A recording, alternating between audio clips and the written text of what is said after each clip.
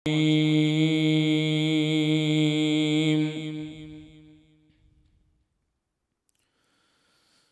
الله الرحمن الرحيم.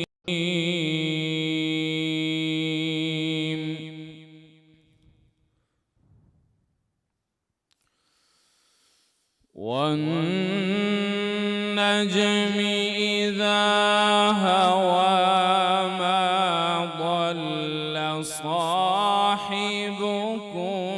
وما غوى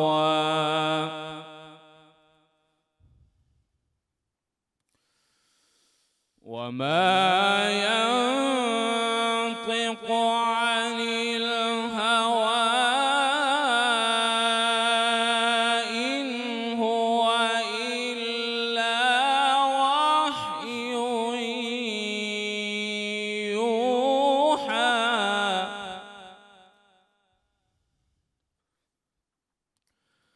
علمه شديد القوى ذو مرة فاستوى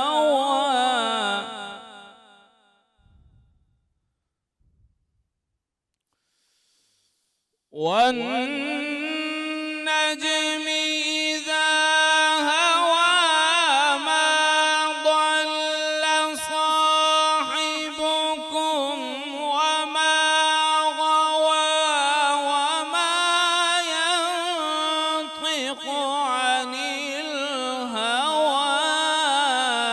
إن هو إلا وحي يوحى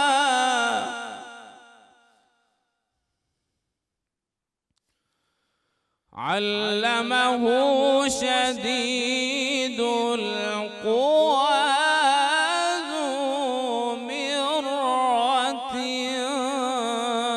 فاستوى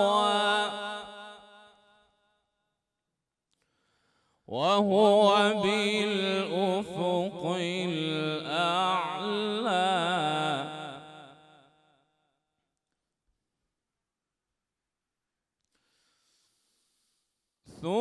ثم دنا فتدلى فكان قاب قوسين أو أدنى فأوحى إلى عبده ما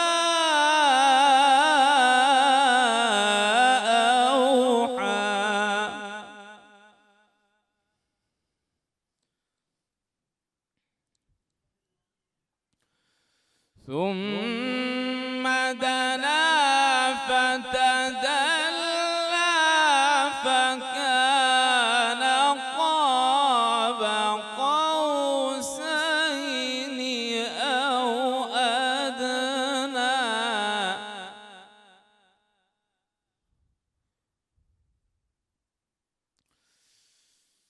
فكان قاب قوسين أو أدنى فأوحى إلى عبده ما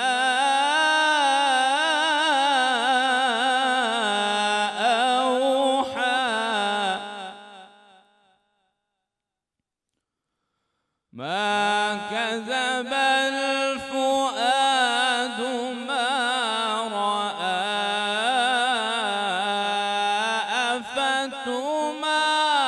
أفتمارونه على ما يرى صدق الله العظيم.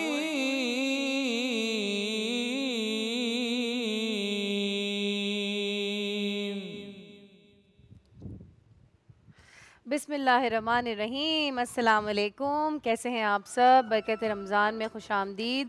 सबको जुम्मे का प्यारा दिन बहुत बहुत मुबारक हो, जो कि अल्लाह ताला का फ़ेवरेट दिन है और इसके ऊपर कुरान की एक पूरी सूरह जो है वो अल्लाह ताला ने नाज़िल फ़रमाई है।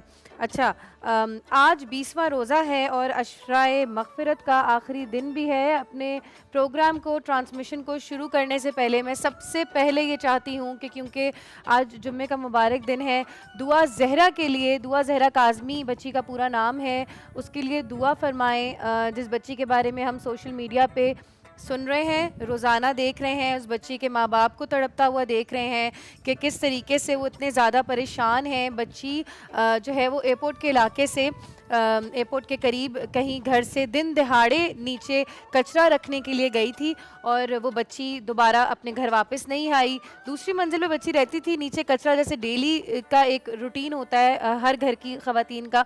बच्ची वो रखने गई और वापस नहीं आई। 14 साल की बच्ची की उम्र थी और माँ बाप यकीन माने बहुत ज़्यादा तड़प रहे हैं, बहुत ज़्यादा परेशान हैं और मैं चाहती हूँ पूरी उम्मत मुस्लिमा उस बच्ची के हक़ में दुआ फ़रमाएँ। अल्लाह ताला किसी माँ बाप के ऊपर ये परेशानी का वक्त ना लेकर आए। मैं ख़ुद भी एक माँ हूँ और बेटी की इज़्ज़त आबरू जो है वो बिल्कुल महफूज रहे। छोटी सी ब्रेक पे हमें जाना है, वापस आएंगे और प्रोग्राम का आगाज़ करेंगे।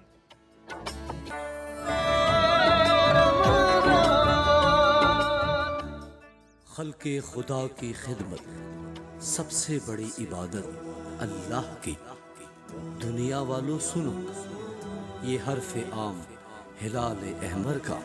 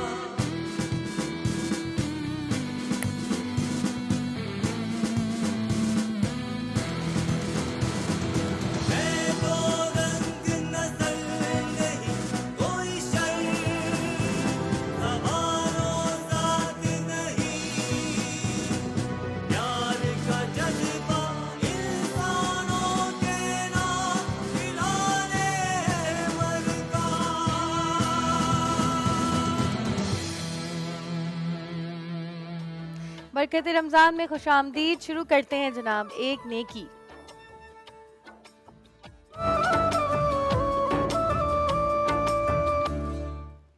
आज मेरे साथ पाकिस्तान रेड क्रेसेंट सिंध की जानिब से मौजूद हैं कंवर वसीम साहब। अस्सलाम वालेकुम, कैसे हैं आप सर? सूबाई सेक्रेटरी हैं ये और महविश बीबी भी हैं जो कि रज़ाकार हैं। अस्सलाम वालेकुम महविश, कैसी हैं? ठीक हैं, ज़बरदस्त, बहुत शुक्रिया आने के लिए। कंवर साहब, लोगों को बताइएगा तफसीली तौर पे कि रेड क्रेसेंट करती क्या है।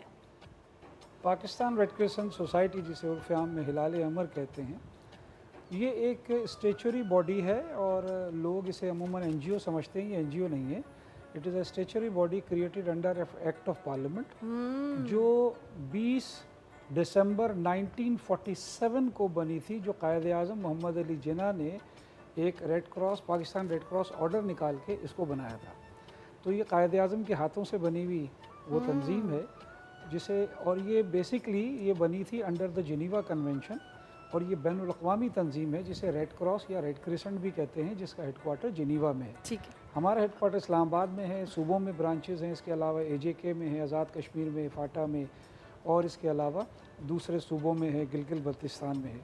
पाकिस्तान रेड क्रिसेंट सोसाइटी एक ऐसा इदारा है जो गवर्नमेंट का एक्सुलरी फोर्स है, जो emergency disaster management, health care services में, यूथ डेवलपमेंट में, वुमेन डेवलपमेंट में काम करता है। बुनियादी असल में इसका काम वही है, इमरजेंसी रिस्पांस है, डिज़ास्टर मैनेजमेंट है, चाहे वॉर हो, चाहे मैन मेड डिज़ास्टर हो, चाहे वो नेचुरल डिज़ास्टर हो। मैं छोटा सा हवाला देता चलूँ, अभी 2 दिन पहले जो सानिया हुआ दादू के अंदर, मेहर के अंदर, वहाँ पर अभी भी इस वक्त भी मेरे पास, अभी जब मैं बैठा था तो मेरे पास तस्वीर भी आ रही हैं, हमारी टीमें वहाँ पर मौजूद हैं और वहाँ पर वो असेसमेंट भी कर रही हैं और रिलीफ तकसीम भी कर रही हैं। तो ये हमारा काम है कि जब भी कोई सान्या हो जाए तो हम फौरी तौर पर वहाँ पहुँचते हैं और वहाँ लोगों की मदद करते हैं, इमदाद करते हैं। मेडिकल सर्विसेज हैं, रिलीफ है, साइकोलॉजिकल सपोर्ट प्रोग्राम्स हैं, लाइवलीहुड के प्रोग्राम्स हैं, रिकवरी के प्रोग्राम्स हैं, रिहेबिलिटेशन के प्रोग्राम्स हैं। तो ये एक बहुत बड़ा इदारा है जो पूरे पाकिस्तान में काम कर रहा है। इसका मैंडेट है, सदर पाकिस्तान इसके सदर होते हैं, चाहे कोई भी हो। सूबों में गवर्नर साहिबान इसके सदर होते हैं, सूबाई सदर होते हैं, और डिस्ट्रिक्ट्स में डिप्टी कमिश्नर्स होते हैं। तो ये basically it is created under Geneva convention. The state of Pakistan is basically the owner of this society, जिसके अंदर वो ये ह्यूमैनिटेरियन का जो भी सब्जेक्ट है वो ये डील कर रही होती है पूरे पाकिस्तान में। Beautiful beautiful. महविश बीबी, आप क्या कहेंगी एज अ रज़ाकार फ्रॉम रेड क्रेसेंट? आपको कैसा लगा यहाँ पे काम करते हुए, कैसा महसूस हुआ और कितने अरसे से कर रही हैं? जी मैं as a volunteer Pakistan Red Crescent पे लास्ट 3 ईयर से काम कर रही हूँ। मैं हूँ एक स्टूडेंट डाउ यूनिवर्सिटी की। वॉलंटियर से पहले मैं एज अ स्टूडेंट डाउ यूनिवर्सिटी में पढ़ती हूँ, अभी भी माशाल्लाह पढ़ रही हूँ। तो जब मैं as a volunteer Pakistan Red Crescent में आई थी तो मेरा जो मेन मोटिव यही था कि मैं यहाँ पे इंसानी खिदमत के तौर पे काम कर सकूँ। ठीक है, तो हम क्या करते हैं, हम अकेले काम नहीं कर सकते, हमारे पीछे कोई एक ऑर्गेनाइजेशन होती है या कोई हमें सपोर्ट के लिए चाहिए होता है जिसकी मदद से हम जो है आगे काम कर सकें। तो मुझे जो है सबसे बेस्ट वो पाकिस्तान रेड क्रिसेंट ही लगा। एक ये ऐसी ऑर्गेनाइजेशन है जो वॉलंटियर्स को जो है आने जाने के लिए ट्रांसपोर्टेशन प्रोवाइड करती है। और सबसे मेन एज अ स्टूडेंट मुझे ट्रेनिंग का बहुत शौक़ है, किसी भी चीज़ पे कोई नई चीज़ें सीखना। तो ये बहुत अच्छी अपॉर्चुनिटी है कोई न्यू वॉलंटियर्स अगर आएँ और ज्वाइन करें कि यहाँ पे ये लोग ट्रेनिंग्स देते हैं अलग अलग डिफरेंट फील्ड्स की। ये लोग पहले जाने से पहले ट्रेनिंग्स करवाते हैं। डिफरेंट सब्जेक्ट होते हैं, डिज़ास्टर मैनेजमेंट होता है इनका, रिस्क कम्युनिकेशन होता है इनका। और हाल ही में भी कोविड-19 का जो हमने प्रोजेक्ट किया था, क्योंकि मैं एज अ मेडिकल कोविड-19 को ज़्यादा प्रेफर करती हूँ क्योंकि मेडिकल स्टूडेंट हूँ, तो उसकी फील्ड हमने की माशाल्लाह। उसमें ट्रेनिंग हमें बहुत अच्छी दी गई क्योंकि हमारे यहाँ पर ट्रेन स्टाफ थे। तो मतलब मुझे अच्छा लगता है कि यहाँ ये लोग करैक्टर बिल्डिंग करते हैं, मोटिवेट करते हैं। और यहाँ पे जितने लोग मैंने देखा है, मुझे बहुत मैं बहुत हैरान होती हूँ यहाँ पर आकर। मैं देखती हूँ कि जितने भी जो हमारे फील्ड ऑफिसर हैं वो सब एज अ वॉलंटियर के तौर पर बेसिस पे स्टेप बाय स्टेप ग्रो करते हैं। तो यहाँ ग्रोथ रेट भी मुझे बहुत अच्छा लगा कि यहाँ है, सीखने का भी है और आगे ग्रोथ रेट भी बहुत ज़्यादा है। अच्छा, ये सबसे बेस्ट बात मुझे लगी कि अगर आप एज अ वॉलंटियर ज्वाइन करना चाहते हैं तो सबसे पहले तो ये आपको ट्रांसपोर्ट यहाँ से मिलता है और इसके अलावा आपको ये प्रोफेशनली ट्रेन करते हैं। जी। तो ये जो ट्रेनिंग आपकी करते हैं ये आगे जाके आपके अपने भी काम आ सकती है। ये तो आपका अपना ही फ़ायदा है। जी। तो ये ट्रेनिंग आपने कितने अरसे के लिए हासिल की और उसमें क्या क्या सीखा?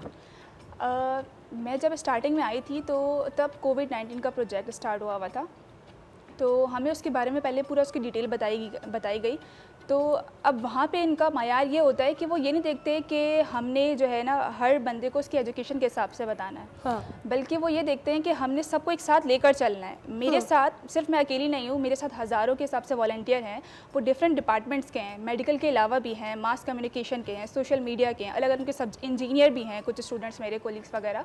तो ये लोग जब ट्रेनिंग देते हैं तो उन सबको हर एक चीज़ का कि हमने अगर फील्ड में किसी भी फील्ड में उतरना है तो वहाँ पे हमें क्या प्रॉब्लम हो सकते हैं और क्या चीज़ें हैं, उनको ये जो रिस्क हमें आ सकते हैं तो उनको ये कोप अप करने के लिए कोपिंग स्ट्रैटेजीज हाँ स्ट्रैटेजीज बताते हैं। एग्जैक्टली।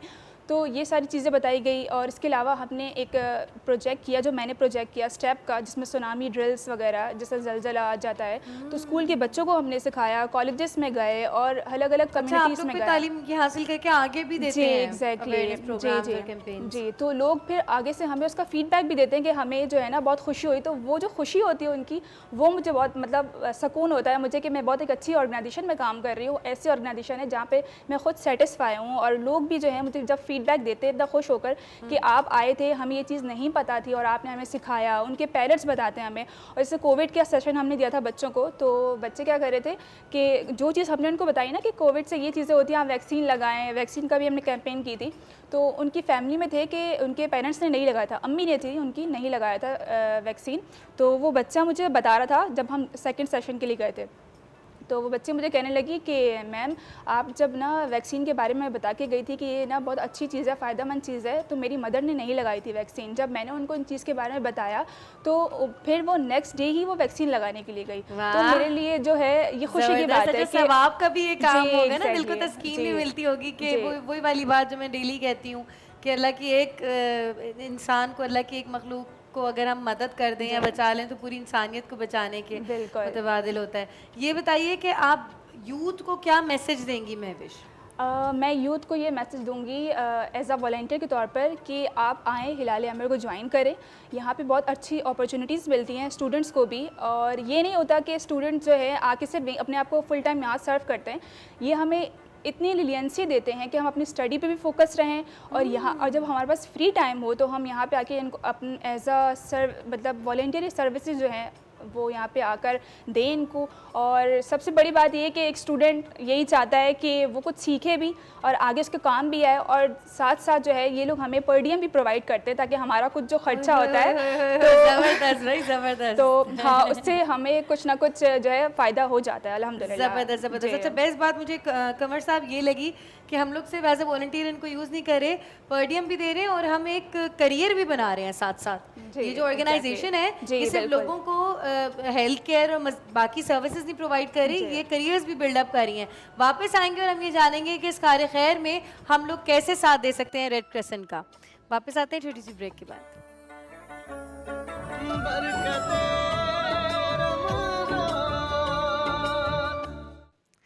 वेलकम बैक जनाब। रोज़ाना की तरह रमज़ान मुबारक में एक नेकी जारी है और हमारे साथ पाकिस्तान रेड क्रेसेंट से मौजूद हैं कंवर वसीम साहब, जो कि सूबाई सेक्रेटरी हैं। और अब मैं इनसे पूछने वाली हूँ कि हम लोग कैसे इस ऑर्गेनाइजेशन की सपोर्ट कर सकते हैं। बचपन से कंवर साहब हमने अपनी किताबों में रेड क्रेसेंट के पूरे पूरे सिलेबस पढ़े हैं, इसके हवाले से बात हो रही थी, तो आप बताइए कि आज क्या हिसाब है इसका? देखिए, आपने जो अच्छी बात की कि सिलेबस में हिलाल अमर का, बल्कि पहले ये रेड क्रॉस होती थी तो रेड क्रॉस के नाम से ये सारा चलता था, फिर ये इसका नाम मुस्लिम कंट्रीज़ में चेंज हुआ तो वो रेड क्रेसेंट हो गया और चांद आ गया। वो बात बिल्कुल सही है। सवाल आपका बड़ा रेलेवेंट है कि कैसे इसकी मदद की जाए। देखिए, पाकिस्तान रेड क्रेसेंट सोसाइटी एक ऐसा इंडिपेंडेंट ह्यूमैनिटेरियन इदारा है, ऑर्गेनाइजेशन है जो तूल व अर्ज़ में फैला हुआ है, यानी कि बिल्कुल नॉर्थ से लेकर साउथ तक हम मौजूद हैं। हमारे अपने लोग हैं, अपने वॉलंटियर्स हैं, अपना स्टाफ है, अपने दफातर हैं। एक तो अच्छी बात यह है कि हम किसी पे डिपेंडेंट नहीं हैं। हाँ, ये ज़रूर है कि ये तमाम सर्विसेज देने के लिए हमें फ़ंड्स दरकार होते हैं। गवर्नमेंट हमें फ़ंड्स नहीं देती। आप समझ लें कभी कभार ही कोई गाय बगाए अगर उन्होंने फ़ंड दे दिया तो दे दिया, वरना नॉर्मली वो नहीं होता। तो हम थोड़ा सा, एक अच्छी बात तो नहीं है, लेकिन बहरहाल एक ये है कि हमें फ़ंड्स की फरहमी के लिए भी तकोदो करनी पड़ती है और फिर उसके बाद उसे खर्च भी करना पड़ता है। अब जैसे रेड क्रेसेंट का एक एम ये है कि हम प्राइमरी हेल्थ केयर सर्विसेज के अंदर ज़्यादा से ज़्यादा काम करें। सिंध का जहाँ तक ताल्लुक़ है, चूँकि मैं सिंध का मेरी ज़िम्मेदारी है, तो सिंध में आप जानती हैं, चाहे आप थर ले लें, चाहे दूर दराज के देहात ले लें, ये ले लें, वो ले लें, वहाँ जो हालत है वहाँ सेहत की, वो मैं क्या बताऊँ, सारों को पता है।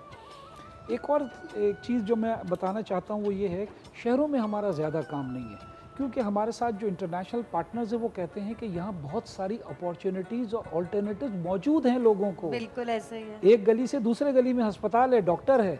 तो रेड क्रॉस का बुनियादी फ़लसफ़ा क्या है? हम वहाँ काम करेंगे जहाँ दूर दूर तक कोई ना हो। वो कहते हैं वहाँ जाओ। अब वहाँ जब जाते हैं तो ज़ाहिर वो एक बहुत दूर की बात हो जाती है। वहाँ वसाइल चाहिए, गाड़ियाँ चाहिए।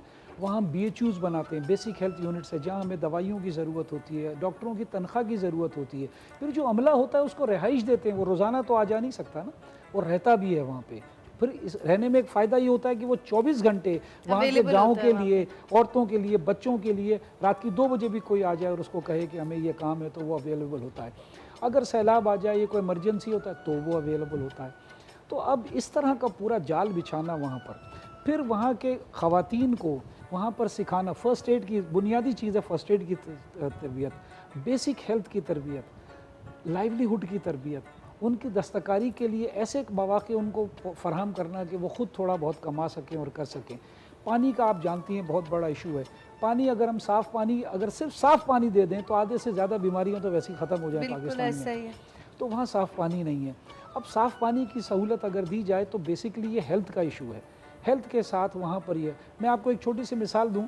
हमारे साथ एक बड़ा अच्छा वाक़या हुआ कि जब हमने वहाँ डीप वेल हैंड पम्प लगाए और उसके साथ हमने एक RCC का टैंक भी लगाया जहाँ पर वो, और सोलर पंप थे वो, यानी लगाते ही वहाँ थे जहाँ बिजली ना हो।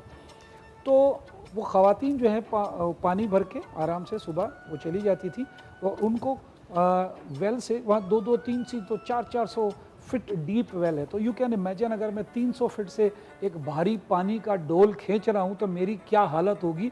मैं तो अच्छा भला आदमी हूँ, वहाँ जो ख़वातीन हैं उनकी सेहत आप देखें कि इतनी बुरी है, ढांचा है वो, और वो सुबह से शाम तक पता नहीं 3 दफ़ा या 4 दफ़ा वो खींचती हैं। उनको बीमारियाँ होती हैं, वो कमज़ोर हो जाती हैं, दूध नहीं पिला सकती बच्चों को वगैरह वगैरह। जब हमने ये किया तो फिर हमें ये पता चला कि वो खुश बहुत हैं। पूछा भाई क्यों खुश हो, तो कहने लगी कि वो जो हम इतना दूर जाके पानी भर के और वो मटकों में सुराइयों में भर के लाते थे, वो जो टाइम बच रहा है वो मैं अपने बच्चे को दे रही हूँ, तालीम के लिए दे रही हूँ, घर की सफाई के लिए दे रही हूँ, और ये सोच रही हूँ कि मैं और क्या कढ़ाई करूँ कि मुझे 2 पैसे मिल जाएं। जबरदस्त जबरदस्त। अब आप देखें कि एक पानी का कुआं लगाने से कहाँ तक उसके असर बात जाते चली गई। वो कहते हैं ना, वही बात बुजुर्ग कहते हैं कि एक नेकी से इतनी बरकतें फैल जाती हैं कि वो इंसानी जहन वहां तक नहीं पहुंच सकता। तो ये बहुत सारी चीज़ें, चिराग जी, जल बिल्कुल। उठते हैं। बिल्कुल। तो ये चीज़ें वहाँ जब हम जाते हैं तो हमारी तो खुशी का इंतहा नहीं होती जब हम उनको इस तरह देखते हैं।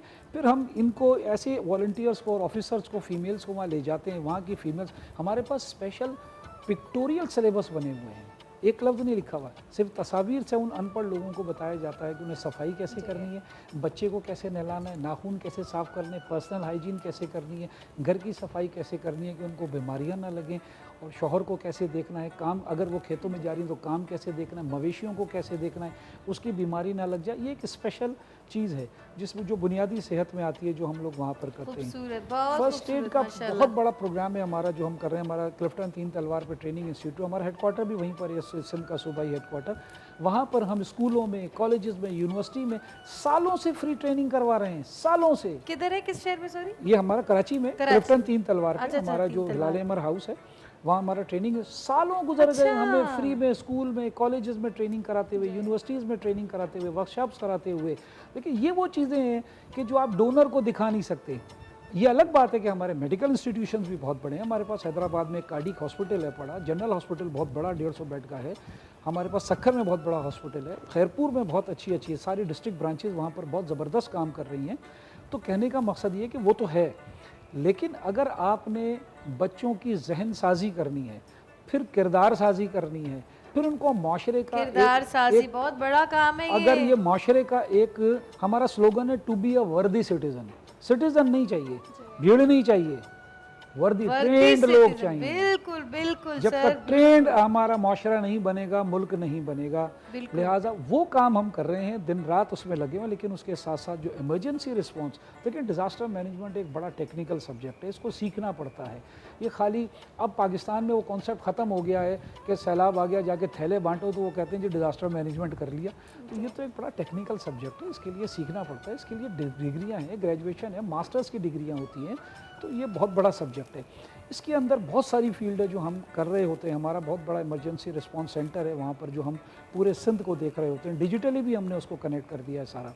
तो ये एक टेक्निकल काम है जो हम गवर्नमेंट के साथ कर रहे हैं। बताइएगा जी, रिहैब के बारे में। रिहैब में यही है कि अगर मिसाल देखिए, 2 चीज़ें हैं। एक तो ये है कि जो कम्युनिटी हम इंतहाई, हम वल्नरेबल भी नहीं बोलते, हम मोस्ट वल्नरेबल बोलते हैं। वल्नरेबल तो फिर हम सारे ही हैं ना। हाँ जी, हाँ, मोस्ट वल्नरेबल की बात होती है, जो दर्जे में बिल्कुल नीचे चला जाए, जिसके पास बेसिक सहूलियात भी ना हो। देखें, इल्म का ना होना भी वल्नरेबिलिटी है, बहुत बड़ी, बहुत तो बड़ी। अब आंख का ना होना भी वल्नरेबिलिटी है, बिल्कुल ठीक है ना। ऐसे ही। कान का ना होना, इल्म नहीं आ रहा ना, कान का ना होना भी वल्नरेबिलिटी है। बिल्कुल। अब ये वो सारी चीज़ें हैं जो हम वहाँ पर देखते हैं कि कौन आदमी है जिसके पास वसाइल नहीं है, जो नहीं कर सकता। फिर वहाँ हमारी एक स्पेशल टीम है। जैसे इन्होंने अभी बात की थी वॉलंटियर्स की, मैं बात करूँ, हम तो अनट्रेंड वॉलंटियर लेते ही नहीं हैं। हमारा वॉलंटियर लाजमी जब इनरोल होगा तो एक मखसूस इंडक्शन कोर्सेज के थ्रू जाएगा। जब वो ट्रेंड हो जाएगा और उसको सर्टिफिकेट मिलेंगे तो वो फील्ड में जाएगा। तो उसके लिए मुख्तलिफ टीमें बनी हुई। मैं आपको बताऊँ, हमारे यहाँ वॉलंटियर्स के सेगमेंट्स हैं। Relief volunteers, assessment volunteers, IT volunteers, trainers हैं, ट्रेनर्स वॉलंटियर्स हैं। इसके अलावा हमारे पास मैकेनिक्स हैं, हमारे पास बोट चलाने वाले लोग हैं, स्विमर्स हैं हमारे पास। तो ये सारी चीज़ें हमने अलग से मुझे कर रखी बड़े हैं अरसे बाद पाकिस्तान पे प्राउड फील हो रहा है कि ये सारी चीज़ें हमारे पास हैं। असल में देखें ये बात, अब आप अगला सवाल आपके जहन में ये आएगा तो फिर ये लोगों को क्यों नहीं पता आता है ना। हाँ, वैसे मैं दिल में सोच यही हाँ, मुझे पता तो बात ये है, देखिए मैं आपको बताऊं, रेड क्रॉस का आप बुनियादी कॉन्सेप्ट देखें। हम लोग तशहीर, पब्लिसिटी इसकी तरफ नहीं जाते। हमारा काम है खामोशी से चुपचाप जाएं, काम करें, उसको दें, उसको वसाइल दें और फिर आगे निकल जाएं जहाँ वसाइल नहीं हैं, फिर वहाँ वसाइल दें। जब वो अपने पाँव पे खड़ा हो जाए तो हम डोनेशन अपने लिए नहीं मांगते, हम कहते हैं हमें डोनेशन इसलिए दो कि हम किसी को उसके वसाइल पे खड़ा कर डोनेशन तो सकें। कोई सर अपने लिए नहीं मांगता, पहले तो ये बात हमारी आवाम को समझने की जरूरत है। ये है बात सारी। तो अब हम तो इसलिए कि दूसरा पाँव पे खड़ा हो जाए और फिर आगे चला जाए, सारी उम्र उसको नहीं खिलाना है, ठीक है ना? नहीं, इसको बनाना है, इसको बनाना बना है, के फिर छोड़ आगे देना निकल है, जाना है। बिल्कुल। अब ये कॉन्सेप्ट है हमारा। तो ये वजह है कि खामोशी। देखिए मैं आपसे एक सवाल पूछ सकता हूँ, आप बिल्कुल, बताएं 2 सवाल। इंटरनेशनल रेड क्रॉस का बानी कौन था या उसका आज प्रेसिडेंट कौन है, सेक्रेटरी, किसी को नहीं पता। They don't work in publicity. एक चीज़ और बताऊँ आपको, 192 कंट्रीज में रेड क्रॉस रेड क्रिसेंट है। कितने में? 192 countries. The headquarter is in Geneva. Now you can imagine the Geneva headquarter is dealing 192 countries. अब आप इसकी स्ट्रेंथ देखें, इसकी ताकत देखें, इसकी अफरादी क़ुव्वत देखें, कितनी बड़ी ऑर्गेनाइजेशन और कितनी खामोशी से काम कर रही है। हाँ, यही सोच रही थी मैं। जंग में भी करती है। हमारा जेलों में बहुत काम चल रहा है, जहाँ जेलों में जो फॉरेन डिटेनीज़ हैं उनके लिए हम बहुत काम कर रहे हैं। हमारा रेस्टोरेशन ऑफ फैमिली लिंक्स है। अगर कुछ लोग बिछड़ जाएं तो उनसे फैमिली से रब्ता करवाना, वाओ, उनको मिलवाना, जबरदस्त। ट्रेसिंग करना, तलाश गुमशुदा, ये सब हमारा काम है बैनुल अक़वामी तौर पर। किसी मुल्क में आदमी हो, हिलाल अमर के पास आ जाए, हम इंशाल्लाह वहाँ उसको ढूंढ के निकाल देंगे। कुछ लोग मर जाते हैं तो हम कब्र तक जाके उसकी तस्वीर लेके देते हैं कि भाई ये बंदा मिल गया है मगर ये मर गया है। ब्यूटीफुल, बहुत शुक्रिया, बहुत शुक्रिया। आज मेरे साथ आखिर में बस डोनेशन की मुझे अपील है कि हाँ। लोग ज़्यादा से ज़्यादा डोनेशन दे दें ऐसे लोगों को। बिल्कुल, ये चीज़ है बस। ज़्यादा से ज़्यादा रमज़ानुल मुबारक में अपनी डोनेशंस निकालें ताकि अल्लाह ताला भी आपको इसका अजर अजीम अता फरमाए। और रमज़ान में तो एक नेकी के बदले अल्लाह ताला पता नहीं कितनी नेकियों का सवाब देते हैं। जाते हैं छोटी सी ब्रेक की तरफ, वापस आएंगे और जारी रखेंगे बरकते रमज़ान।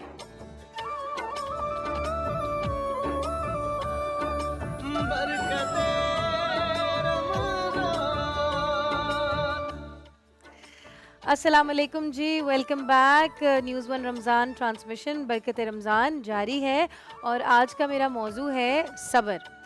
अच्छा, अल्लाह ताला ने कुरान में ख़ुद फरमाया है कि अल्लाह ताला सब्र करने वालों के साथ है। और जब भी हमारे ऊपर कोई परेशानी, कोई तकलीफ़ आती है, हम सब इंसान हैं, हम सब बहुत कमज़ोर हैं, हम सब के ऊपर परेशानी का वक्त आता है, तो उस वक्त हमें अल्लाह ताला की ये आयत याद आती है।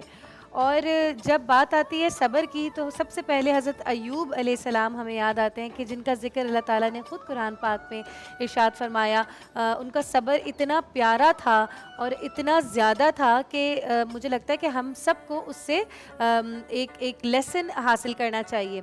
अच्छा, जब भी हमारी तकलीफ़ें और परेशानियाँ आती हैं ना तो मुझे वो शेर याद आता है कि नूह की कश्ती को देखता हूँ, हौज़े मलामत में डूबा हुआ हूँ। कि मतलब हमारी छोटी छोटी सी तकलीफ़ें और परेशानियाँ होती हैं, मगर अगर हम अपने पैगम्बरों की तकलीफ़ें और परेशानियाँ देखें और अज़ियतें देखें जो उन्होंने हमारे लिए झेली हैं।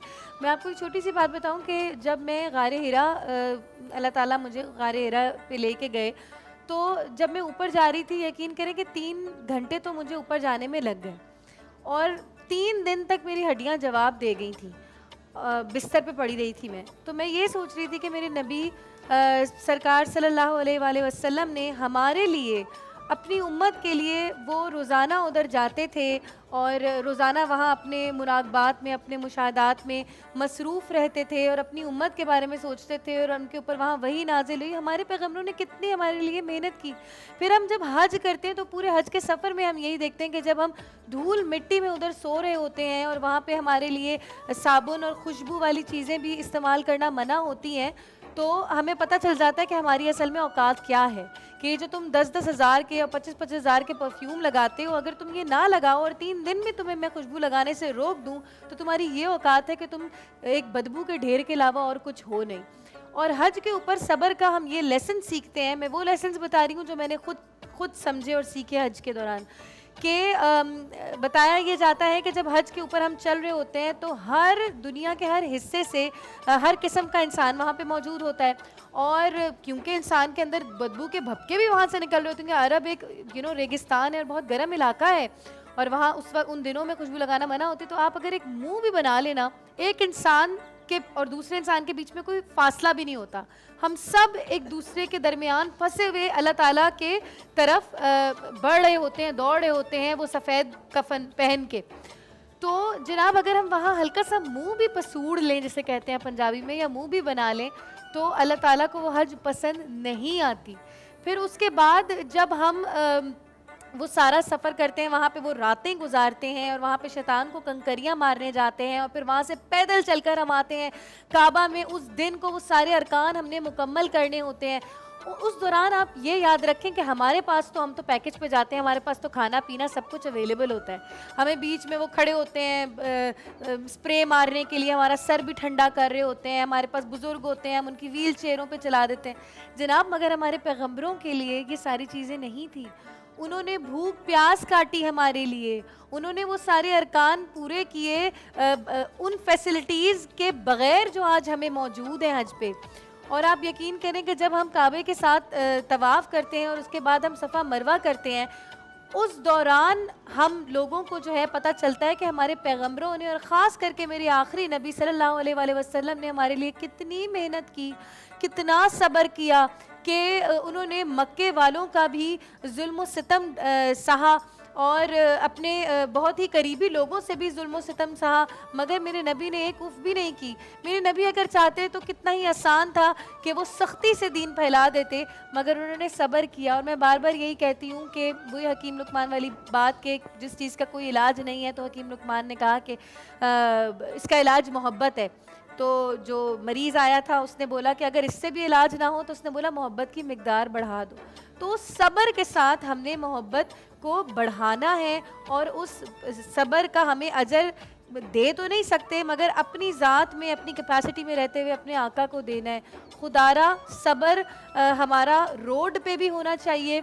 जब हम चाहते हैं कि एक दूसरे से आगे जो है वो अपनी गाड़ी को जहाज़ बना के उड़ा दें और मैं तुझसे पहले चला जाऊं और तू मुझसे पहले ना जाए, और हम रोडों पे जो है वो बदतमीज़ी का मुजाहरा कर रहे होते हैं।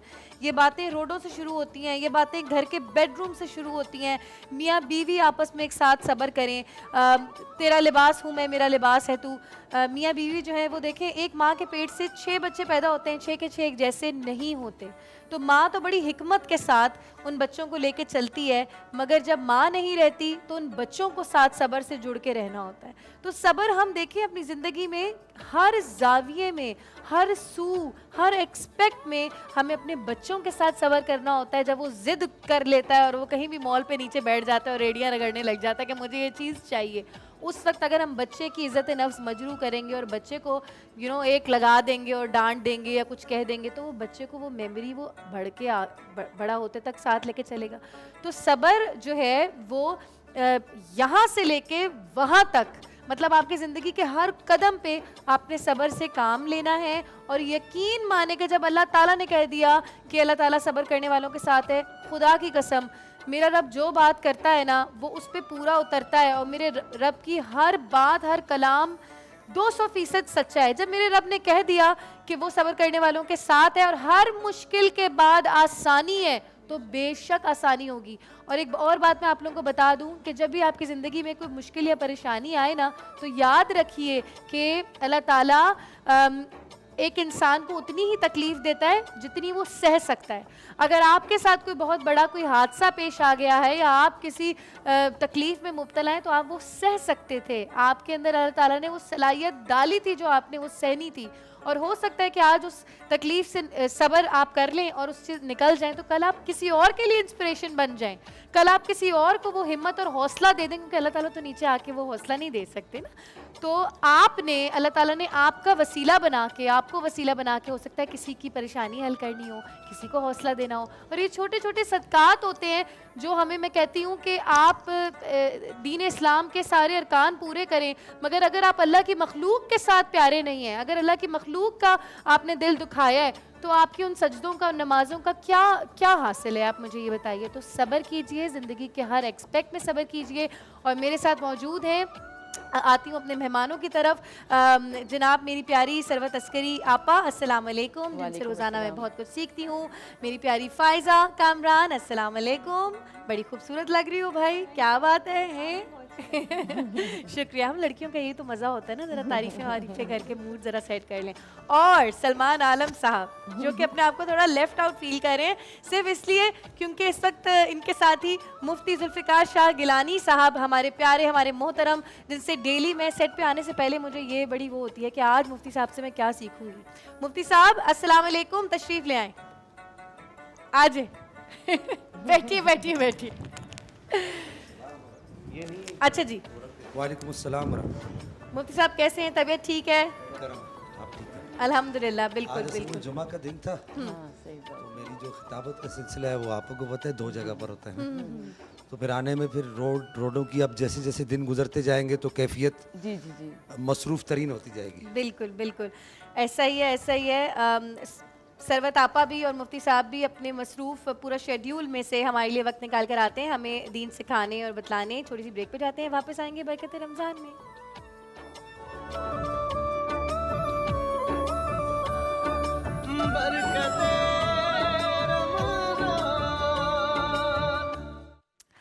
अस्सलाम वालेकुम जी, बरकत रमज़ान में खुश आमदीद। बात हो रही है आज सब्र के हवाले से। मैं आपा से पूछूंगी, आपा सब्र जमील क्या है? बिस्मिल्लाहिर्रहमानिर्रहीम, अस्सलाम वालेकुम। सब्र ऐवान सलाती में कहाँ मिलता है? सब्र का फूल सरे नोके से ना खिलता है। और जैसा कि आपने अपने इंट्रो में अम्बिया अलैहिस्सलाम का तज़किरा किया और नबी पाक सल्लल्लाहु अलैहि वसल्लम का तज़किरा किया कि वो गारे हिरा की बुलंदियों पर जाया करते थे, सरकार के सर पर कूड़ा फेंका जाता था, आक़ाए दो जहां सल्लल्लाहु अलैहि वसल्लम के रास्ते में कांटे बिछाए जाते थे और आका सल्लल्लाहु अलैहि वसल्लम सब्र की उस अजीम मंजिल पर थे कि अगर वो चाहते तो इस बद्दुआ आ सकती थी, अजाब आ सकता था अगर वो बद्दुआ कर देते। लेकिन सरकार दो जहां सल्लल्लाहु अलैहि वसल्लम हाथ उठा उठाकर दुआएं किया करते थे उनके लिए जो कि खून के प्यासे थे, दरपे आज़ार थे। कहते थे कि परवरदिगार आलम, ये जानते ही नहीं कि मैं तेरा फ़रस्तादा हूँ, तेरी जानिब से भेजा हुआ हूँ। तो जब सब्र की बात आती है तो यकीनन सब्र इंसान के अंदर एक रूहानी ताकत पैदा कर देता है, एक ऐसी रूहानी ताकत पैदा कर देता है कि जितनी ही हवादिस, जितनी ही परेशानियां, जितनी मुश्किलात क्यों ना आए, लेकिन उसके बावजूद वो किसी ना किसी तरीक़े से उन हवादिस, उन परेशानियों, उन मुश्किलात से निकल जाता है।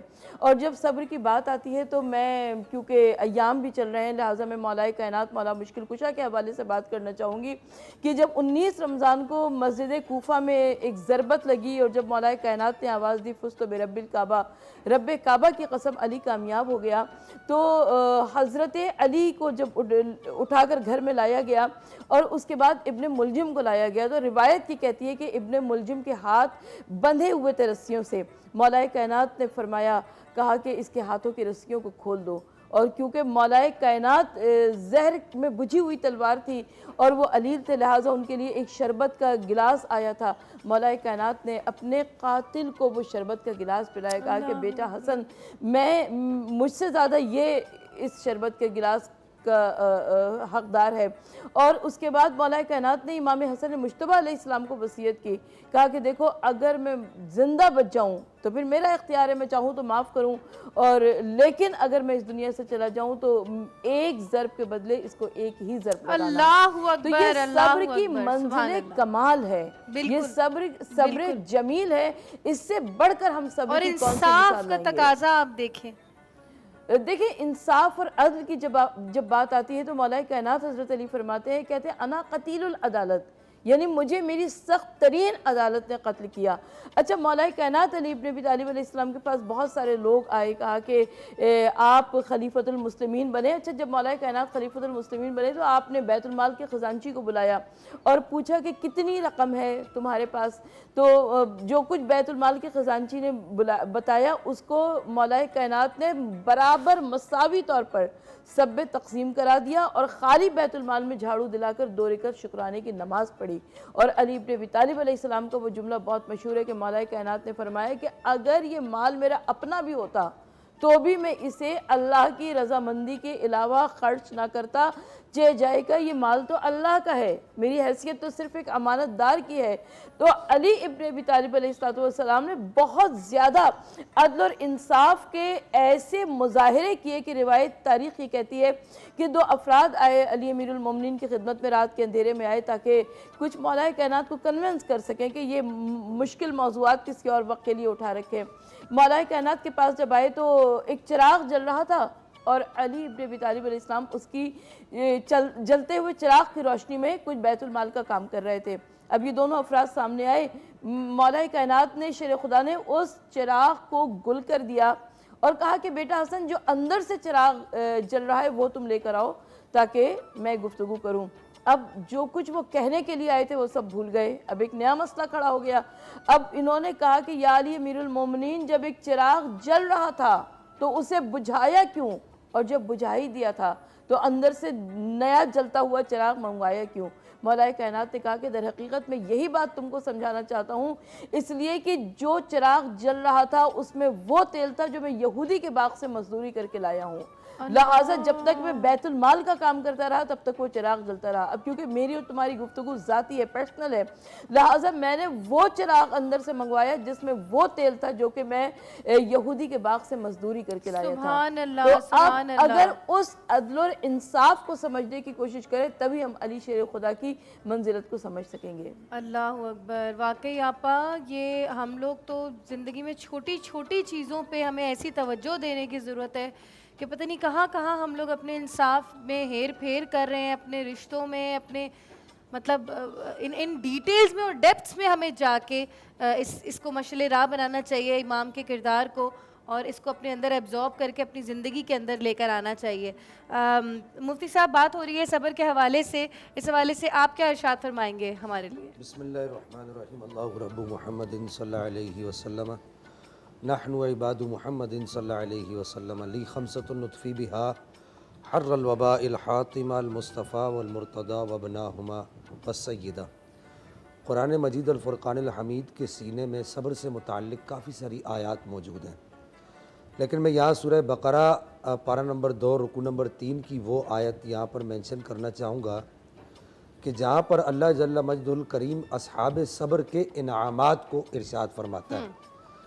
आप अलहम्द की अलिफ से लेके वन्नास की सीन तक पूरा कुरान पाक पढ़ लीजिए, किसी भी नेकी पर अल्लाह जल्ल मजदुल करीम ये इनामात अता नहीं फरमाता जो सब्र की नेकी पर अल्लाह ताला इनामात अता फरमाता है। ये बड़ी दावे की और बड़ी ज़िम्मेदारी की ये बात मैं अर्ज़ कर रहा हूँ कि अगर पूरा कुरान आप पढ़ेंगे ये इनामात किसी और नेकी पर नहीं अता फरमाएंगे। क्या इनामात है? पहली बात ये कि सब्र करना है। पहले अल्लाह ताला ने इरशाद फरमाया कि जब भी तुम पर मुश्किल आए, कालू अल्लज़ीना इज़ा असाबतहुम मुसीबा, के जब उन पर मुसीबत आती है, कालू इन्ना लिल्लाहि व इन्ना इलैहि राजिऊन, तो वो इन्ना लिल्लाहि व इन्ना इलैहि राजिऊन पढ़ते हैं। यहाँ पर लगे हाथों में ये एक बात ये अर्ज़ कर दूँ कि हम लोग ये समझते हैं कि जब कोई मर जाए तब ही तरजीह पढ़नी है, इसको तरजीह कहते हैं इन्ना लिल्लाह को। ये जब कोई मरे तब ही नहीं पढ़नी, बल्कि आप अगर किसी मुसीबत का शिकार हैं आप इसको उस वक्त भी पढ़ सकते हैं। आपकी कोई पसंदीदा शे खो गई है, गुम हो गई है, इसको आप उस वक्त भी पढ़ सकते हैं। तो बहरहाल इसी तरह इसके और बहुत सारे भी काम हैं। पहले अल्लाह ताला ने सब्र करने का तरीका बताया कि सब्र करो और ये कहो कि रब्बुल आलमीन ये तेरी ही तरफ से ही है और हमने भी तेरी तरफ लौट कर जाना है। आगे इरशाद फरमाया कि वो इनामात क्या है। पहला नाम फरमाया उलाइका अलैहिम सलावातुम मिर रब्बिहिम व रहमा। ये वो लोग हैं जो अस्हाबे सब्र हैं, अल्लाह इन पर सलात भेजता है, अल्लाहु अकबर, व सुभान रहमा, अल्लाह। और अल्लाह ताला इन पर अपनी रहमतें नाजिल फरमाता है। दूसरी बात व उलाइका हुमुल मुहतदून, और यही लोग हैं जिनको अल्लाह जल्ल मजदुल करीम हिदायत वाला करार देता है। यानी सब्र एक ऐसी चीज़ है, कुरान को अगर आप थाम के और अगर आप सब्र का दर्स लेना चाहें तो कुरान ये कहता है कि अगर आपके एक हाथ में सब्र का दामन है तो दूसरे हाथ में अल्लाह की हिदायत का दामन है। और दूसरी जगह पर सूरह बकरा की इब्तिदा में अल्लाह जल्ल मजदुल करीम इरशाद फरमाता है कि वो लोग जिनके हाथ में अल्लाह की हिदायत का दामन है व उलाइका हुमुल मुफलिहून, यही लोग फलाह पा जाएंगे, जन्नत की क्यारियाँ इनके इंतज़ार में हैं। हमने ये समझ रखा है सुभान अल्लाह। हमने ये समझ रखा है कि सिर्फ फिर इस पे बात करेंगे। चलें बिल्कुल बिल्कुल, छोटी सी ब्रेक पे जाना है, वापस आके मुफ्ती साहब से मजीद सीखेंगे सब्र के हवाले से।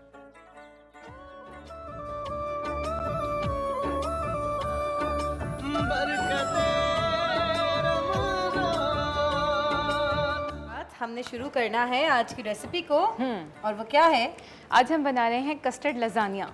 वाओ, पहली दफ़ा नाम सुना है। ये भी आपने खुद बनाया? जी बिल्कुल, जबरदस्त। शुरू एज करें। ऑलवेज शुरू करें। अच्छा जी, हम बिस्मिल्लाहिर्रहमानिर्रहीम के साथ अपना काम शुरू करेंगे। ये मेरे फेवरेट वाले बिस्किट। हाँ, ये आपके फेवरेट वाले। आधी रात को लाता है बेचारा गरीब। नाम भी नहीं ले सकती ना कौन सा बिस्किट है। नाम नहीं ले सकते, लेकिन हमें पता तो होता है ना कि हम कौन से बिस्किट्स कर रहे हैं। ये सबसे मजे के होते हैं, चाय के साथ वाले। आप पानी चाहिए, पानी। बचपन से हम ये वाले खाते। अच्छा जी, बिस्किट्स के साथ हम क्या कर रहे हैं? गेस करें अब आप। हाँ, मज़ेदार वाले बिस्किट जो अच्छा, हम जब मैंने स्कूल में भी पढ़ाया है ना, तो वहाँ पर हम क्या कर रहे होते थे कि ब्रेक में मेरी एक बड़ी अच्छी फ्रेंड थी, उसको कुछ नहीं चाहिए होता था चाय के साथ, उसको ये वाले बिस्किट्स चाहिए होते थे। अच्छा हाँ, मुझे भी वाकई मी टाइम होता है ना, उसमें वो फ्रेश होने के लिए आप माएँ अक्सर बच्चों को सुला के अपने वो 5 मिनट आपको चाहिए होते हैं, ईमान से चाहिए होते हैं। एग्जैक्टली। अच्छा जी, हमने क्या किया, ये वाले बिस्किट्स ले लिए हमने। जी बिल्कुल, ये बिस्किट्स लिए, और बिस्किट्स के साथ असल में हुआ ये दुआ कि आज हम जो है 2 रेसिपीज़ के मूड में थे, मगर क्योंकि हमारे पास आ गई ब्रेकिंग न्यूज़, इसलिए हमारी रेसिपी 2 से 1 हो गई। जी, अगर जो चीज़ हम बनाने वाले थे आज, जो हमने मिस आउट कर दी है, वो इंशाल्लाह हम कल बिल्कुल। अच्छा, हम इसको स्ट्रेट अवे क्या करें, हम इसी में डाल रहे हैं, अपने जो हमारी सर्विंग डिश है उसमें हम डाल रहे हैं। मैं दिखा दूँ यहाँ से, कैमरा अगर दिखा दे हमें, हम इसमें क्या करें। हाँ बिल्कुल दिखा रहा है। अच्छा जी, हम इसमें क्या करें कि ये हमने ले लिया है मक्खन। अच्छा, हम मक्खन को इसके साथ अच्छे तरीके से अल्लाह पूछेगा मिक्स करेंगे बिस्किट्स को अच्छी तरीके से। इसका अच्छा, हाथ से ज़्यादा अच्छा होगा, ये हाथ से ज़्यादा अच्छा होगा। प्लस एक और बात ये है कि हम इसमें डालते हैं मेल्टेड मक्खन। असल में हमने ये प्लान किया था ना कि हम जब ब्रेक पे जाएंगे तो हम इसे मेल्ट कर लेंगे, बट वो कहते हैं ना रिफ्लेक्शन इन एक्शन, कि जब ऑन एयर आना है, लाइव है, तो आपको तो करना है। ठीक है, आप लोग इसको मेल्ट करके डाल लीजिएगा। अब क्या करना है समीर? अब इसके हम पूरा इसका बेड बनाते हैं, और बेड बनाने के बाद वो अगर अच्छा रिजल्ट चाहिए ना, डाल दें, बिल्कुल डाल दें। और अगर आपको मजीद इसका अच्छा रिजल्ट चाहिए तो आप इसका बेड बनाने के बाद आपने क्या करना है, आप लोगों ने मेल्ट करके मक्खन डालना है। सही है बच्चियों? बिल्कुल मेल्ट करके डालना है। ठीक काम करना, वरना बहुत जूतियां पड़ेंगी तुम लोगों को। दोनों मिलके करते हैं। चलें आप ये कीजिए, जब तक मैं काम करती हूँ। हाँ, मैं कुछ और करती हूँ। दूसरी जो चीज़ है हमारे पास वो ये है कि हमने पानी लिया है, और पानी के अंदर हमने चीनी को अच्छे तरीके से घोल लिया है। बहुत अच्छे से हमने पानी में चीनी को घोल लिया, और घोलने के बाद हम क्या करेंगे, इसमें आपके पास ऑप्शन होता है, उसमें आपके पास ऑप्शन होता है वो ये कि आप इसमें अपना फेवरेट एसेंस जो आप डालना चाहें, वैनिला एसेंस मेरा फेवरेट, इसीलिए चॉकलेट मिल्क में भी वैनिला एसेंस डालती हूँ। क्या बात है आपकी, यकीन करें सिर्फ चाय में नहीं डालती। उस बनती है वैनिला टी, तो बनती है। मैं सोच रही थी वैसे बन सकती है। बनती है वैनिला टी, मैं बनाती हूँ। दालचीनी और इलायची वाली चाय। क्या बात है। इसमें आपने 2 से 3 ड्रॉप्स आपने डालना है एसेंस। अच्छा, एक चीज़ और बताऊँ, इसमें देखिए वेरिएशन, जैसे मैंने आपको कहा कि वेरिएशन आपकी अपनी होती है, जिस तरह की वेरिएशन आप करना चाहें वो आप वेरिएशन कर सकते हैं। तो आपने इसमें वैनिला एसेंस की जगह आपने इसके अंदर पाइनएप्पल एसेंस भी आप डाल सकते हैं, अगर आपको इस हाँ वैनिला एसेंस की जगह। और वो जो बनता है ना दुआ, ओ हो। और इसमें आपने थोड़ा सा डाल दिया लेमन जूस, तकरीबन 1 टेबल स्पून के करीब। सही है, ये आपने डाला अच्छे से इसको। लेमन वाला टेस्ट आएगा। आपने वो केक खाया है जिसमें लेमन का टेस्ट होता है? वो मेरा फेवरेट है, मैं बनाने वाली रेड वेलवेट। उसमें लेमन का टेस्ट फायजा मत पूछो, फिर इंसान होता है और वो केक होता है। बिल्कुल, बस फिर हाड़ा धुड़ी होती है। अच्छा जी, ये दुआ ने बहुत अच्छे से इसको मिक्स कर दिया है। हम इसका पूरा बेड बनाएंगे। मत दिखाइएगा दुआ का काम आप। नहीं, कोई मसला नहीं, बिल्कुल दिखाएं, दुआ बहुत अच्छा काम करती है। तमाम ख़वातीन देखें अपने अपने तौर पे कोशिश करती हैं, और दुआ तो खैर बड़ी एंथुजियास्टिक हैं। मैं देख रही होती हूँ किचन सेगमेंट में, मेरे बड़ी हेल्प कर रही होती हैं दुआ। अच्छा जी, सेट हो गया आप। बिल्कुल। अच्छा देखिए, ये अभी थोड़ा सा हमारा अनइवन इसलिए लग रहा है क्योंकि हमने इसमें मेल्टेड बटर नहीं डाला। आप बनाए, हमारा काम है खाना। क्या बात है, ज़बरदस्त। ये हमने किया। इसके बाद आपने इसको रखना होता है फ्रीज़र में आधे घंटे के लिए। ये बिल्कुल सेट हो जाता है और एक अच्छी सी लेयर आ जाती है। इस लेयर के लगने के बाद आपने जिसमें, क्योंकि ये है बिस्किट कस्टर्ड लजानिया, तो हम इसमें ये करें जैसे लजानिया में लेयर्स होती हैं, पहली लेयर आ गई, अब दूसरी लेयर हमारा फेवरेट रफान कस्टर्ड, इसमें हमने क्या किया है, कस्टर्ड बनाना है ना इसके लिए। बिल्कुल जी, देखिए कितना इस तरह से करके ना, इस तरह। अच्छा, ये काफ़ी देर से रखा है तो थोड़ा सा ही हमारा सेट हो गया, बट इट्स ऑल राइट। इस पोजीशन पे भी आप ये कर सकते हैं कि आपका जो बीटर होता है, हैंड बीटर, हैंड विस्क होता है ना, उसको अगर आप इस तरह जैसे हम एग बीट कर रहे होते हैं मिक्स करें तो ये आपका स्मूथ हो जाएगा। आपने लगानी है इसकी लेयर, अच्छी सी एक लेयर, इसके बाद हमारी थर्ड लेयर होगी। मुझे मैं लेयर बिल्कुल आप लगाएं, इसकी लेयर आप लगाइए। और ये है हमारे दूसरे बिस्किट। भाई आज हमारी डील हुई है, जो बनाएगा वही खाएगा। अच्छा जी, ये हमारे हैं ब्लैक वाले बिस्किट, सबको पता है कौन से होते हैं। बिल्कुल जी, बिल्कुल। आप क्या कह रही हैं? मैं कह रही हूँ अगर ऐसे अनाउंसमेंट हुई ना फिर पूरी टीम किचन में ही होगी। ओए होए होए होए। मुझे खुशी होगी, मैं सबको वेलकम करूंगी। अच्छा जी, हमारे ब्लैक वाले बिस्किट्स हैं, इसमें हमने क्या किया है, इसको क्रीम इसके बीच में होती है वाइट वाली, मैंने उसके साथ ही इसको चॉपराइज कर लिया है। और ये क्रीम के साथ ही, क्रीम के साथ ही सही है। हाथ से चूरा कर लें, बेलन से तोड़ लें, सिंपल करें अपने काम को। और ये जो हमारा मिक्सचर था, पानी, चीनी और लेमन, और उसमें हमने अपना फेवरेट एसेंस, क्योंकि ये ब्लैक बिस्किट्स हैं तो मैंने इसमें वेनिला डाला है। आप इसको रिप्लेस कर सकते हैं पाइनएप्पल से, इवन आप स्ट्रॉबेरी से भी इसको रिप्लेस कर सकते हैं।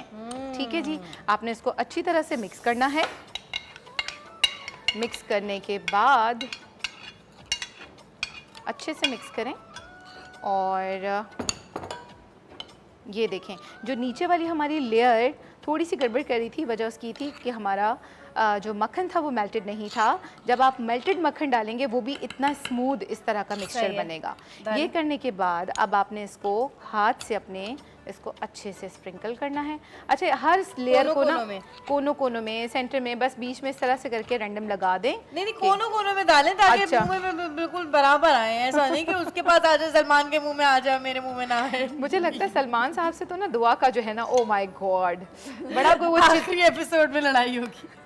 वो मैंने रेटिंग के लिए सेव की हुई है चीजें। अच्छा, जिस दिन सलमान को ईदी देनी होगी ना उससे पहले हम लोग झगड़ा कर लेंगे जी। आखिरी बरकते रमजान के एपिसोड में सलमान साहब ने वादा किया है, आप यकीन माने, कि हम सबको वो ईदी देगा। ठीक है, हम डिसाइड करेंगे ईदी देनी कितनी है छोटी सी ब्रेक के बाद।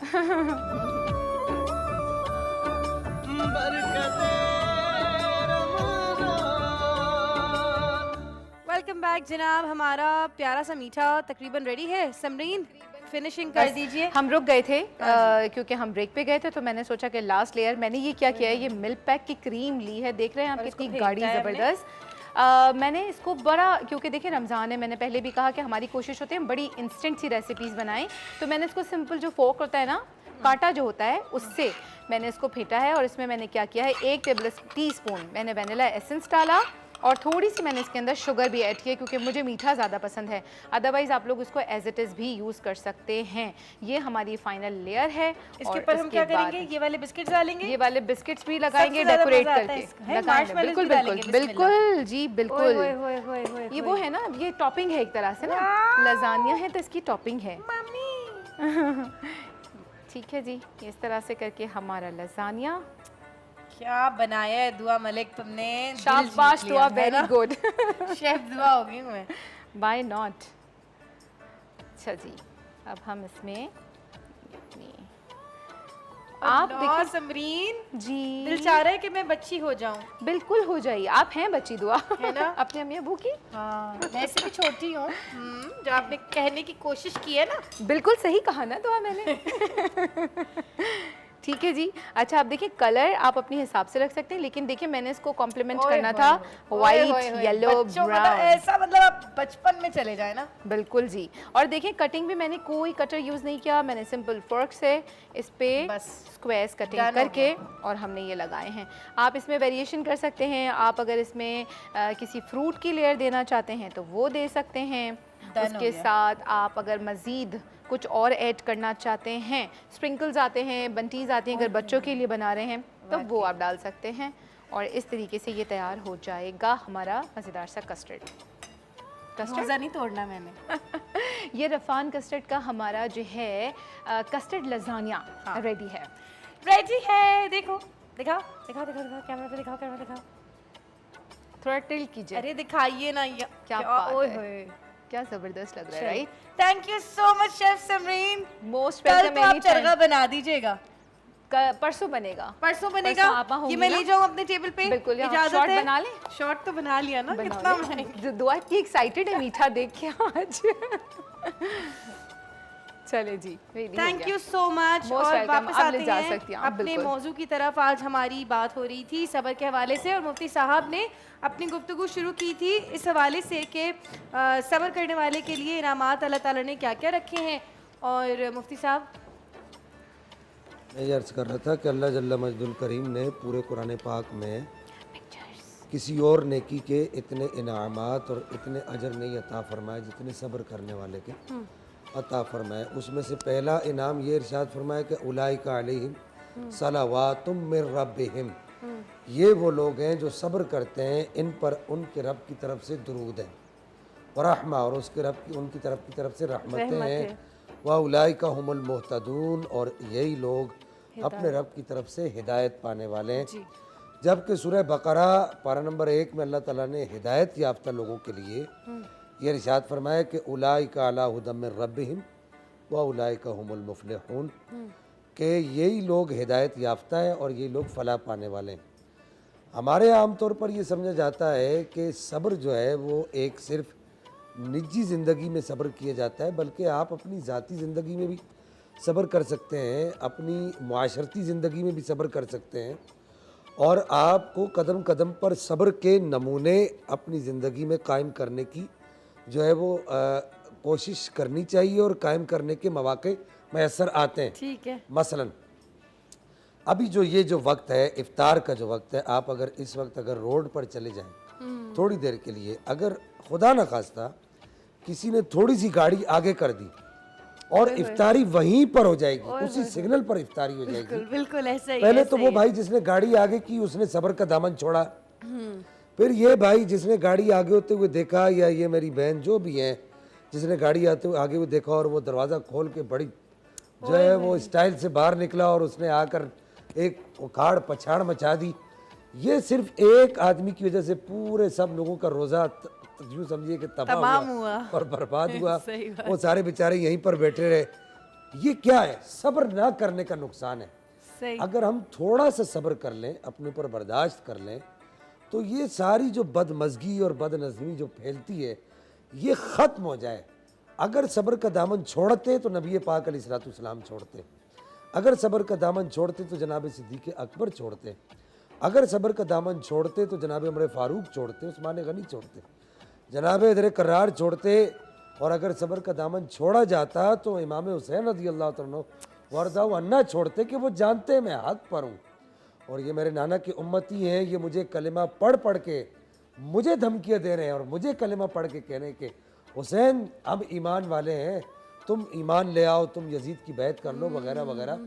अगर सब्र का दामन छोड़ना होता तो इमाम हुसैन ने सब्र का दामन छोड़ते। तो हमारे लिए इसमें दर्स है कि वो लोग हक पर होते हुए, सच पर होते हुए सब्र का दामन नहीं छोड़ते।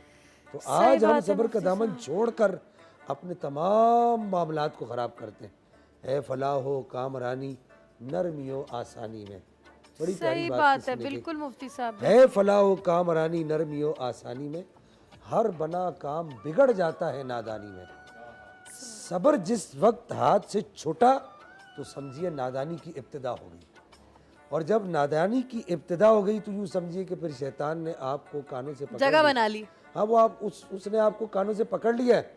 अब वो आपको जहाँ चाहेगा, जिस जगह चाहेगा, जिस तरह चाहेगा आपको ले जाएगा। तो सब्र यूँ समझिए कि इबादत की इब्तिदा भी है, रियाजात की इब्तिदा भी है, मुजाहदात की इब्तिदा भी है, मुकाशफात की इब्तिदा भी है। यानी कि अगर वन लाइनर सब्र की यानी सब्र का इनाम बयान किया जाए और सब्र के बदले में मिलने वाले इनामात का जिक्र किया जाए वन लाइनर, तो ये है कि सब्र वो चीज़ है जो इंसान को रूहानियत की मेराज पर पहुंचाती है। बेशक 200%। अगर आपको सब्र नहीं है तो आप रूहानियत भी नहीं पा सकते। देखिए ना, सब्र का दामन छोड़ा नमाज छूटी, सब्र का दामन छूटा फर्ज रोजे छूटे। कितने लोग हैं आज फर्ज रोजे छोड़ते हैं और वो क्या, आप अगर उनसे पूछे तो वो क्या कहते, सब्र नहीं हो सकता, हमसे प्यास बर्दाश्त नहीं, हमसे भूख बर्दाश्त नहीं होती। यानी ये सब्र ही तो है जिसने आपको अल्लाह के फ़राइज़ को अदा करने की तौफीक दी है। वलिहाजा अगर हम सब्र के दामन को पकड़ेंगे तो मैं समझता हूँ हमारा पूरा मुआशरा सुधर सकता है। बिल्कुल मुफ्ती साहब, ऐसा ही है। अल्लाह ताला हमें भी सब्र करने की तौफीक अता फरमाए और किसी आजमाइश में डाले ही नहीं, क्योंकि हम तो बहुत ही कमज़ोर हैं मुफ्ती साहब, हम इस लायक ही नहीं है। छोटी सी ब्रेक पे जाते हैं, वापस आते हैं और सब्र के हवाले से मज़ीद सीखेंगे मुफ्ती जुल्फ़िकार शाह गिलानी साहब से।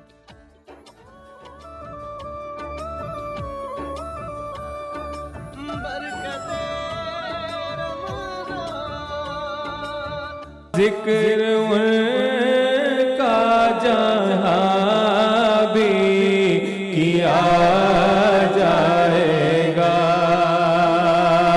नूर ही नूर सीनों में भर जाएगा। सारी महफिल में जलवे लपक जाएंगे। फसलों को तकल्लुफ है हम।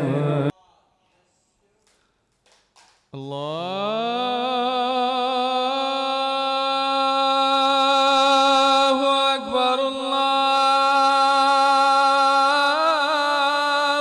अकबर,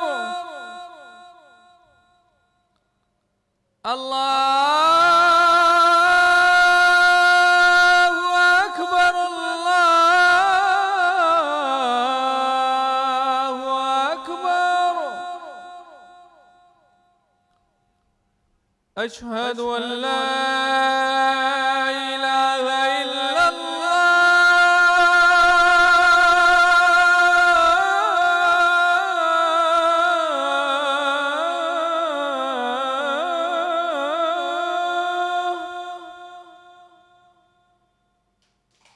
अशहदु अन ला इलाहा इल्लल्लाह।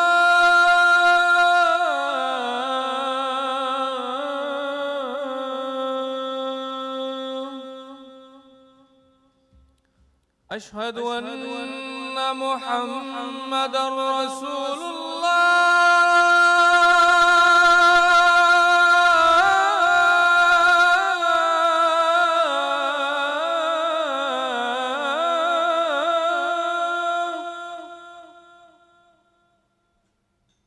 अशहदु अन्ना मुहम्मदर रसूलुल्लाह।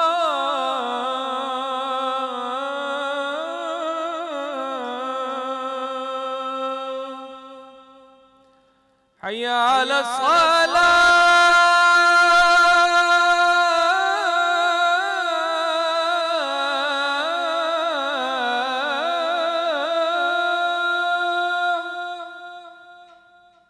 हय्या अला सलाह,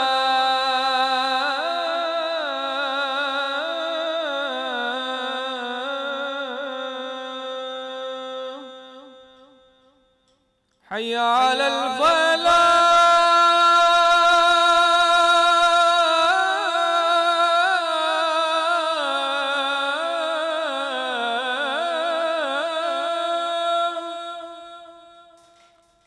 हय्या अलल फलाह।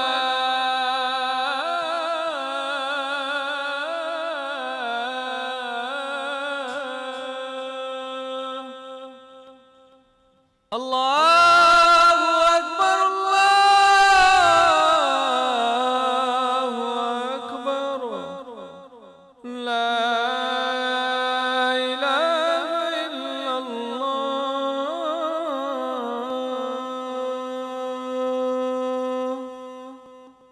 बिस्मिल्लाहिर्रहमानिर्रहीम। अल्लाहुम्मा रब्ब हाज़िहि दाअवति ताम्मा वस्सलातिल क़ाइमा आति मुहम्मदनिल वसीलता वल फ़ज़ीला वद्दरजतर रफ़ीआ वबअस्र मक़ामम महमूदनिल्लज़ी वअदतहु वरज़ुक़ना शफ़ाअतहु यौमल क़ियामह इन्नका ला तुख़लिफ़ुल मिअआद। शुक्र अल्हम्दुलिल्लाह, आज का रोज़ा भी तमाम हुआ और इतने कोई मज़े का कस्टर्ड समरीन मैंने ज़िंदगी में नहीं खाया। यकीन करें, मज़ा आ गया। मज़ा आ गया। अच्छा मुफ्ती साहब, दूसरा अशरा शुरू हो चुका है? तीसरा अशरा मतलब रात से शुरू हाँ हो जाएगा। शुरू हो चुका है। आज शुरू हो गया। हाँ रोज़ा अफ्तार किया ना, अभी दिमाग ही ना बिल्कुल वो हो रहा है जैसे आप सबका हो रहा है ना। चलिए जी चाय पीते हैं, अब अपनी अपनी इबादतों की तरफ चलते हैं और तीसरा अशरा शुरू हो चुका है। कल इंशाल्लाह मिलेंगे 3:45 पे न्यूज़ 1 रमज़ान ट्रांसमिशन बरकते रमज़ान में।